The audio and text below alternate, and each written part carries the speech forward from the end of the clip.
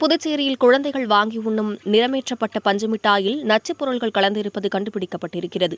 உணவு பாதுகாப்புத்துறை அதிகாரிகள் பரிசோதனை செய்து அடர் நிறமேற்றப்பட்ட பஞ்சு மிட்டாயில் ரோடமின் பி என்ற நச்சுப்பொருள் கலந்திருப்பதை உறுதிப்படுத்தியிருக்கிறார்கள். அதனைத் தொடர்ந்து அடர் நிறமேற்றப்பட்ட பஞ்சு மிட்டாய் புதுச்சேரியில் தடை செய்யப்பட்டது. பஞ்சு மிட்டாய் வியாபாரிகள் உணவு பாதுகாப்பு தரச்சான்று பெற்று விற்பனை செய்ய வேண்டும்.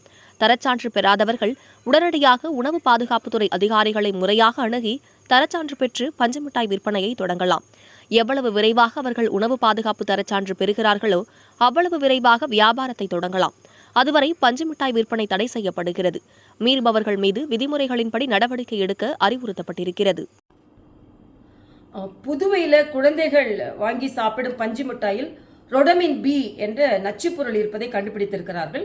இதில் உணவுத்துறை அதிகாரிகளே இவ்வளவு அடர் நிறமாக இருக்கிறதே என்பதை கண்டுபிடித்து அவர்கள் பரிசோதனை செய்திருக்கிறார்கள். இதில் அனுமதிக்கப்பட்ட நிறம் இல்லாமல் ரொடமின் பி என்ற மிக நச்சுப்பொருள் கலந்திருப்பதை கண்டுபிடித்திருக்கிறார்கள். அவர்கள் வட இந்தியாவிலிருந்து வந்த விற்பனையாளர்கள் சில பேர் விற்று கொண்டிருக்கிறார்கள். அப்புறம் அவர்கள் எங்கே இருந்து வாங்கினார்கள் என்று கேட்கும்போது சில கடைகளை காண்பித்திருக்கிறார்கள்.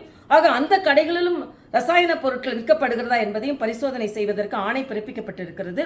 அது மட்டுமல்ல, யாரெல்லாம் இப்படிப்பட்ட பஞ்சு மிட்டாய்களை விற்கிறார்கள் என்பதையும் கண்டுபிடித்து அவர்களிடமிருந்து இத்தகைய நச்சுப் பொருட்கள் இருந்தால் அதை பறிமுதல் செய்யப்பட்டு, அது மட்டுமல்ல அவர்கள் விற்பனை செய்ய வேண்டுமல்ல உணவு பாதுகாப்பு அதிகாரிகளின் சான்றிதழ் பெற வேண்டும் என்ற ஒரு ஆணையம் பிறப்பிக்கப்பட்டிருக்கிறது.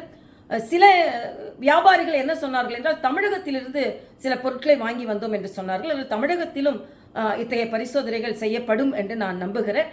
புதுவையை பொறுத்த மட்டில் இத்தகைய நச்சுப் பொருட்கள் முற்றிலுமாக தடை செய்யப்பட்டு பொதுமக்கள் பாதுகாப்பாக இருக்க வேண்டும் என்ற ஆணை பிறப்பிக்கப்பட்டிருக்கிறது. அது மட்டுமல்ல, பொதுமக்களுக்கும் ஒரு விழிப்புணர்வு வேண்டும். இத்தகைய அடர் நிறமான மிட்டாய்களை குழந்தைகளுக்கு வாங்கி கொடுக்கக்கூடாது என்ற ஒரு விழிப்புணர்வும் ஏற்படுத்தப்பட்டு இருக்கிறது. அதனால் அனைவரும் பாதுகாப்பாக இருக்க வேண்டும் என்பதே நமது எண்ணம். நன்றி.